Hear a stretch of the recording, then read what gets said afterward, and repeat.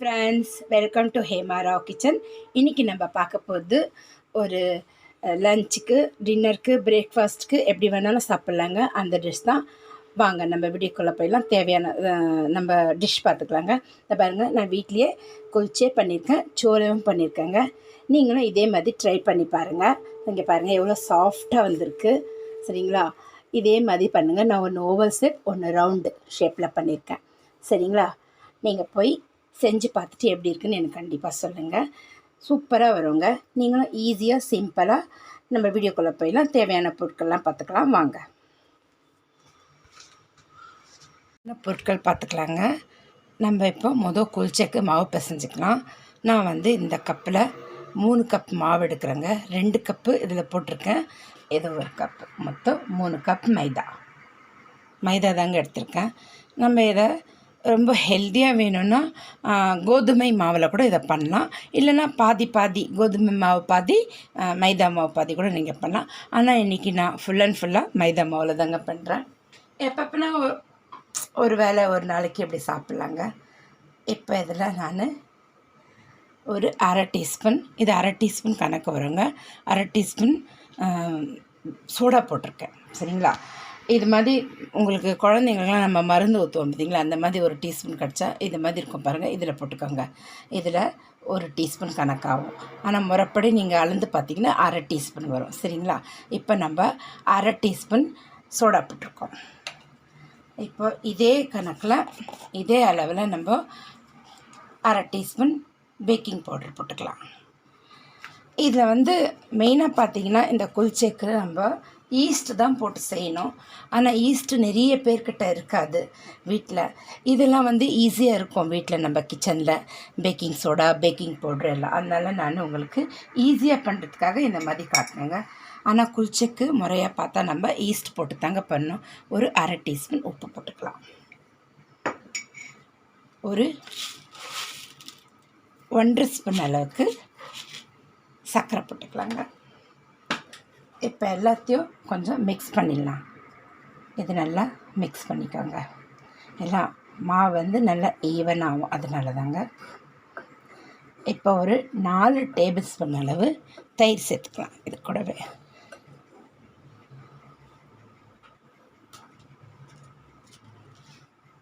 நான் எடுத்து வச்சுருக்கேங்க. 4 டேபிள் ஸ்பூன் அளவு அது போட்டுடுறேன். இது கிராமில் பார்த்திங்கன்னா ஒரு 80 கிராம் கணக்கு வருங்க. இப்போ நம்ம இதை நல்லா பிசைஞ்சிக்கலாம். மிக்ஸ் பண்ணிடலாம் தயிர் மாவெல்லாம்.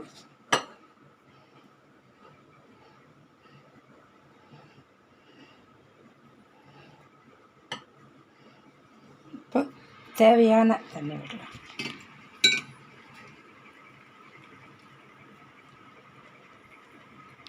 இதுலேயே ஒரு 2 டீஸ்பூன் அளவு எண்ணெயும் விட்டுக்கலாங்க.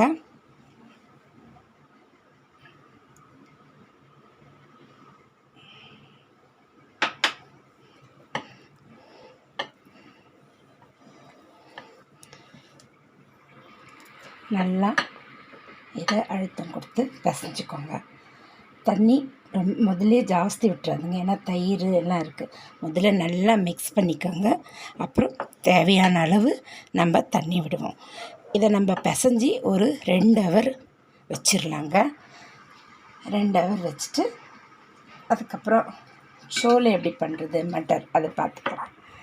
எல்லோரும் பட்டாணியில் தாங்க பண்ணுவாங்க அதுக்கு. ஆனால் நான் இன்றைக்கி ஒயிட் காபுலி சன்னா இல்லைங்களா, கொண்டக்கடலை, வெள்ளை கலரில் வரும், அது தாங்க யூஸ் பண்ண போகிறேன். நம்ம வேணால் பட்டாணி கூட யூஸ் பண்ணிக்கலாம். பாருங்கள், நல்லா பிசைஞ்சிக்கணும். இப்போ கொஞ்சம் எண்ணெய் தெளித்து கையில் ஒட்டாத அளவுக்கு நல்லா இதை அழுத்தம் கொடுத்து பிசையணும். ஒரு 5 நிமிஷம் இப்படி நல்லா பிசைஞ்சிக்கோங்க. பாருங்கள், நல்லா 5 நிமிஷம் இது மாதிரி பிசைஞ்சாச்சு. இப்போ நல்லா இதை ஃபோல்டு பண்ணி காயாமல் இப்போ இது மாதிரி மூடி போட்டு ஒரு 2 ஹவர் விட்டுருவோங்க. இப்போ நம்ம அடுத்த ஸ்டெப்பு சோலை எப்படி பண்ணுறதுன்னு பார்த்துக்கலாம். இது பாருங்கள், வெள்ளை கொண்ட கடலைங்க. நான் இதை ஒரு 6 ஹவர் கிட்டத்தட்ட காலையிலேயே ஊற வச்சிட்டேங்க. இப்போ நான் வந்து இது டின்னருக்கு தாங்க எல்லாம் செய்கிறேன். வேறுங்க இந்த கப்பில் 1 கப்பு எடுத்தேங்க. பாருங்கள், இது ஊறி 3 மடங்கு ஆகிட்டுருக்கும். இப்போ நம்ம இதில் தேவையான அளவு நீங்கள் இதுக்கு பதில் இந்த வெள்ளை பட்டாணி கூட எடுத்து, ஏன்னா பட்டாணியிலே 2 வகை வருது இல்லைங்களா, ஒன்று பச்சை கலரில் வரும், ஒன்று வெள்ளை கலரில் வரும். இந்த மாதிரி வெள்ளை கலரில் இருக்கிற பட்டாணி கூட இதே மாதிரி செய்யலைங்க. சோலே குல்ச்சேன்னா எல்லோரும் செய்கிறது அந்த பட்டாணியை வச்சு தாங்க. ஆனால் ஒருத்தர் தான் ரொம்ப பெரிய ஹோட்டல்ஸுங்களாம் இந்த மாதிரி ஒயிட் கொண்டக்கடலை போட்டு செய்வாங்க. இப்போ நம்ம இது முழுகிற அளவுக்கு தண்ணி வச்சுருவோம்.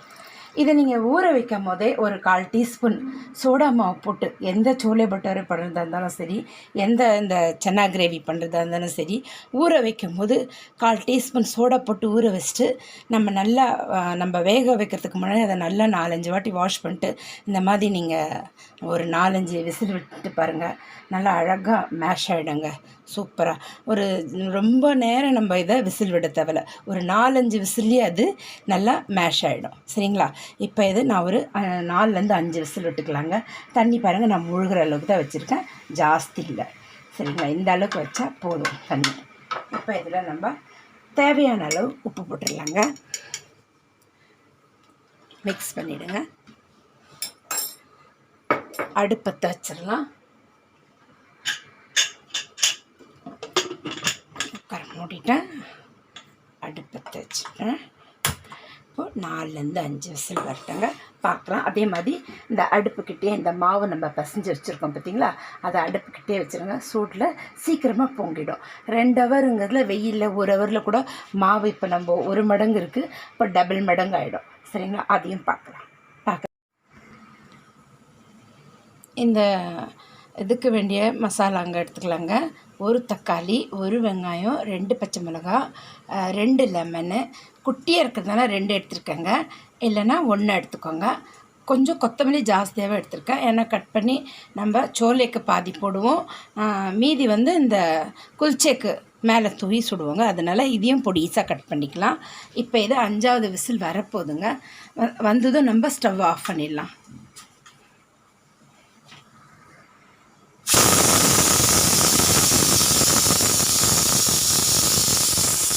இப்போ ஸ்டவ் ஆஃப் பண்ணிடுறேங்க.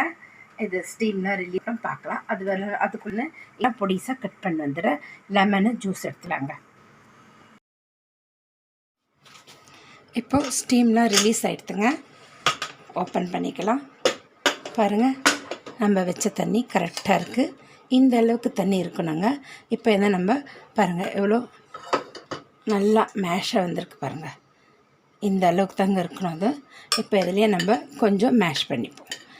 இந்த அளவுக்கு தண்ணி இருக்கணும், இருந்தால் போதும், கரெக்டாக இருக்குங்க.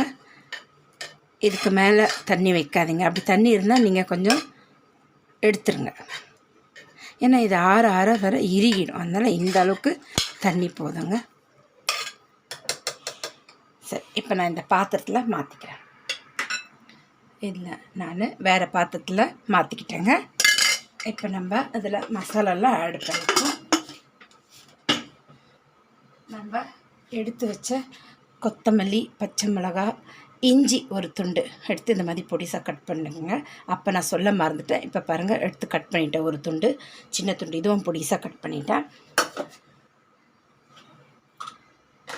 வெங்காயம் பொடிசாக கட் பண்ணியாச்சு, தக்காளியும் பொடிசாக கட் பண்ணியாச்சு, லெமன் நம்ம 2 பழம் எடுத்தோம், ஜூஸ் எடுத்து வச்சுருக்கேங்க. ஜூஸ் எடுத்து வடிகட்டி வச்சுட்டேன், ஏன்னா அதில் இருக்கிற அந்த விதையெல்லாம் எடுத்துருந்தேங்க. அவ்வளோதான், இதையும் வச்சுக்கலாம். இப்போ நம்ம மசாலா என்னென்ன எடுத்துருக்கோன்னா, ஒரு 1/2 ஸ்பூன் தனியா பொடி, 1/2 ஸ்பூன் மிளகாய்த்தூள், 1/2 ஸ்பூன் மாங்காய் பொடி, ஆம்ச்சூர் தெரியும் இல்லைங்களா உங்களுக்கு, மாங்காய் பொடி. இது 1/2 ஸ்பூன் ஜீரகம் வறுத்து அரைச்சிதுங்க, அதுதான் யூஸ் பண்ணணும். வறுத்து இல்லை வறுக்காத இருந்துன்னா பொடி இருந்தால் அதை கொஞ்சம் லைட்டாக வறுத்து போட்டுக்குங்க. 1/2 டீஸ்பூன் ஜீரகப்பொடி, 1/2 டீஸ்பூன் மிளகு பொடி, 1/2 டீஸ்பூன் சாட் மசாலா, 1/4 டீஸ்பூன் நம்ம இது எடுத்து வச்சுருக்கோம் பிளாக் சால்ட், கருப்பு உப்பு. சரிங்களா? இப்போ இந்த மசாலாவெல்லாம் இதில் போட்டுக்கலாங்க. சோலை குல்ச்சைக்கு அப்படி தாங்க மசாலாலாம் போடணும்.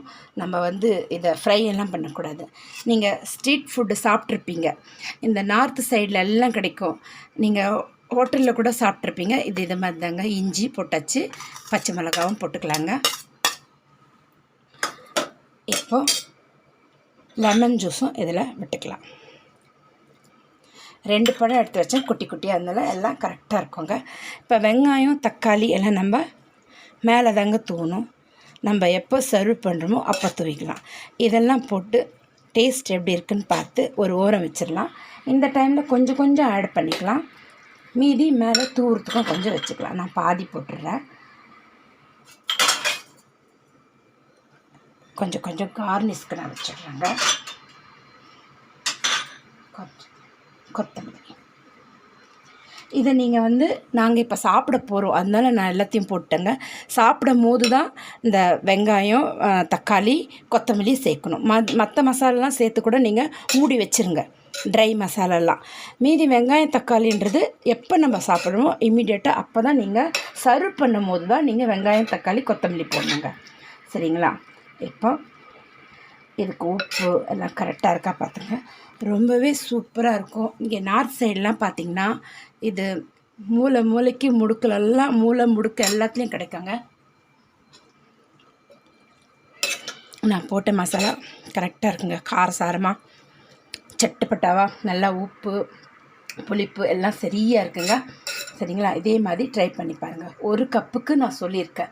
அப்படி நீங்கள் 2 கப்பு 3 கப்பு எதுனா பார்ட்டிக்கு, பர்த்டே பார்ட்டி அப்படி இப்படி இருந்தால் வைக்கிற மாதிரி இருந்தால் சின்ன சின்ன பார்ட்டிக்கெலாம் இப்போ நிறைய பண்ண வேண்டியது வரும் நம்மளுக்கு. குவான்டிட்டி 1 கப்புன்றது 3 கப்பு, அதை அப்படியே டபுள் ட்ரிபிள் ஆக்கினே போயிடுங்க. 1/2 டீஸ்பூன்றது 1 டீஸ்பூன் அப்படி மசாலாலாம் எக்ஸ்ட்ரா பண்ணிக்கங்க. இப்போ இதை நம்ம மூடி ஒரு ஓர வச்சுட்டு நம்ம மாவு பொங்கிட்டு நம்ம குல்ச்சை போட்டுக்கலாங்க. சோளை ரெடி, குல்ச்சை பண்ணிக்கலாம்.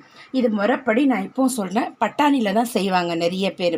எங்கள் வீட்டில் என் குழந்தைங்களுக்கு பசங்களுக்கு பட்டாணி பிடிக்காதுன்றதுக்காக நான் இந்த ஒயிட் வெள்ளை கொண்டக்கடலை செஞ்சுருக்கேங்க. நீங்களும் ட்ரை பண்ணி பாருங்கள். கொண்டக்கடலை கூட இது நல்லாவே சூப்பராக இருக்குங்க. நம்ம எப்படி சோலை பட்டோரெல்லாம் சாப்பிட்றோம் அந்த மாதிரி இதுவும் ரொம்ப டேஸ்ட்டாக இருக்கும். ஒரு தடவை ட்ரை பண்ணி பாருங்கள். சரி, இப்போ இது ஓர வச்சுட்டு நம்ம குல்ச்சை ரெடி பண்ணிடலாங்க. பாருங்கள், மாவு நல்லா பொங்கி வந்திருக்கு.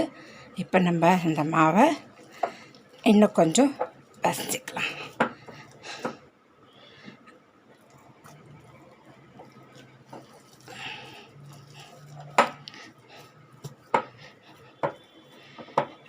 இப்போ இதை குல்ச்சை பண்ண ரெடிங்க. ஏன்னா 2 ஹவர் 3 ஹவருக்கு மேலே ஆகிடுது.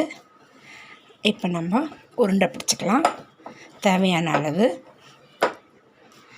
நான் ஒரு 4 தாங்க சுடுவேன். மீதியில் இன்னும் ஒரு 1 ஹவர் கழித்து தான் நாங்கள் சாப்பிடும் போது சுடுவோம். இப்போ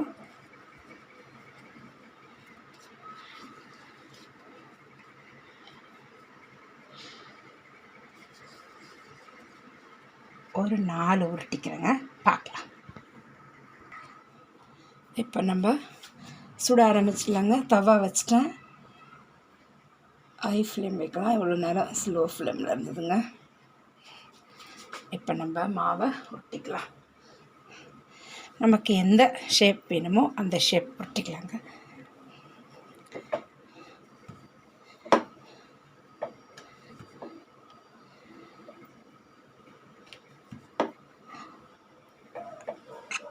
நான் வந்து இந்த ஹோட்டல்லாம் விற்பாங்க பார்த்தீங்களா, அந்த மாதிரி ஷேப் தாங்க போடுறேன். நான் ஓவர் ஷேப் தாங்க ஒட்டியிருக்கேன். இது மேலே நான் கொஞ்சம் கருஞ்சீரகம், அப்புறம் கொஞ்சம் கொத்தமல்லி தழை, பார்க்குறதுக்கும் கலர்ஃபுல்லாக இருக்கும், சாப்பிடவும் நல்லா டேஸ்ட்டாக இருக்குங்க. ஹோட்டலில் பண்ணுற மாதிரியே ட்ரை பண்ணுறேங்க நானும். நீங்களும் ட்ரை பண்ணி பாருங்கள். இதெல்லாம் ஹோட்டலில் எவ்வளோ விலை கொடுத்து நம்ம வாங்கி சாப்பிட்றோம். வீட்டில் பொறுமையாக லீவ் நாளில் சாட்டர்டே சண்டேயில் செஞ்சு பாருங்கள், சூப்பராக இருப்போங்க. இப்போ போட்டுக்கலாம். அவ்வளோதாங்க.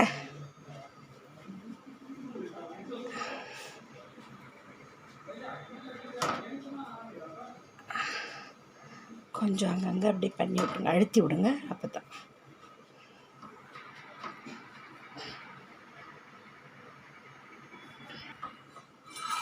பாருங்கள், சூப்பராக பொங்குது பாருங்கள். திருப்பி போடலாம் பாருங்கள், சூப்பராக வந்திருக்கு. நீங்கள் எப்போ சாப்பிட்றீங்களோ அப்போ எப்படி சுட சுட சாப்பிடுங்க வீட்டில்.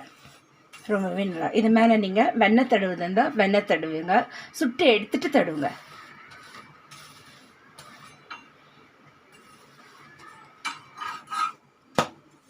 பாருங்கள், சூப்பராக வந்திருக்கு. நான் எந்த பிளேட்டில் சர்வ் பண்ண போடணும் அது மேலே வைக்கிறேங்க.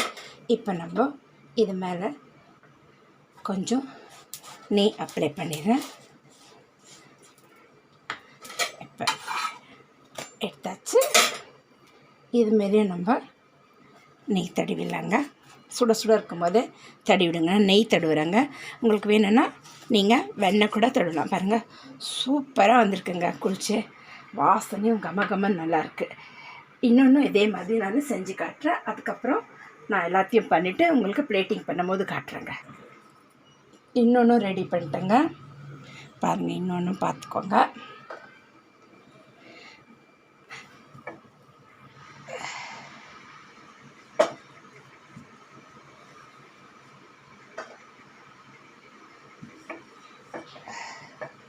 அவ்வளோதாங்க, சூப்பராக வீட்டில் செஞ்சு அசத்துங்க.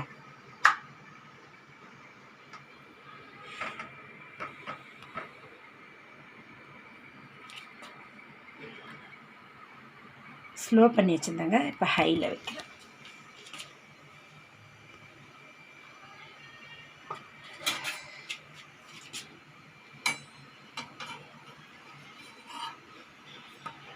அது கீழே நல்லா வெந்துடுத்துனா இங்கே உங்களுக்கு பபிள்ஸ் வர ஆரம்பிச்சிடும்.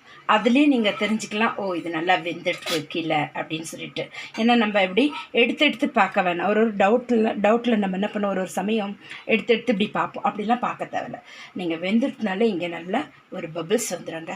அது வந்தாலே நினச்சிக்கோங்க நல்லா வெந்துடுத்து அப்படின்னு சொல்லிட்டு. சரிங்களா? அதுக்கப்புறம் நம்ம திருப்பி போட்டுற வேண்டியதான். சரிங்க, அவ்வளோதாங்க. இதை திருப்பி போட்டு திரும்பி அதே மாதிரி நெய் தடவிட்டு நான் உங்களுக்கு பிளேட்டிங் இன்னும் இருக்கிற ஒரு 6 சுட்டுட்டு ஒரு 4 இருக்குது, அதையும் சுட்டுட்டு பிளேட்டிங் பண்ணி காட்டுறேங்க. இப்போ நம்ம திருப்பி போட்டுடலாம். பாருங்கள் அக்கா, ஓகேங்க. பாருங்கள், நம்ம செஞ்ச சோலே குல்ச்சே ரெடிங்க. இது பேர் குல்ச்சே, இது பேர் சோலே. சரிங்களா? இதே மாதிரி நான் சொன்ன மாதிரி மறக்காமல் ஸ்கிப் பண்ணாமல் நல்லா பார்த்து செஞ்சு சாப்பிட்டு எனக்கு கமெண்ட் பண்ணுங்கள். சரிங்களா? இங்கே பாருங்கள், நல்லா சாஃப்டாக வந்திருக்கோம். நான் புட்டு காட்டுறேன் உங்களுக்கு. இங்கே பார்த்தீங்களா, சூப்பராக வந்திருக்குங்க. ஒன்று இந்த ஷேப்பில், ஒன்று நான் ரவுண்டு ஷேப்லேயும் சுட்டு வச்சுருக்கேங்க. பாருங்கள், சுடுதுங்க. சரிங்களா? இதே மாதிரி நீங்களும் ட்ரை பண்ணுங்கள். ட்ரை பண்ணி பார்த்துட்டு எனக்கு கமெண்ட் பண்ணுங்கள், லைக் பண்ணுங்கள், ஷேர் பண்ணுங்கள், சப்ஸ்கிரைப் பண்ணுங்கள். மறக்காமல் பெல் பட்டன் அழுத்துங்க. அப்போ தாங்க நான் போடுற வீடியோ உங்களுக்கு உடனே கொண்டு வந்து சேரும். மீண்டும் நம்ம அடுத்த வீடியோவில் சந்திக்கலாம். தேங்க்யூ ஃபார் வாட்சிங்.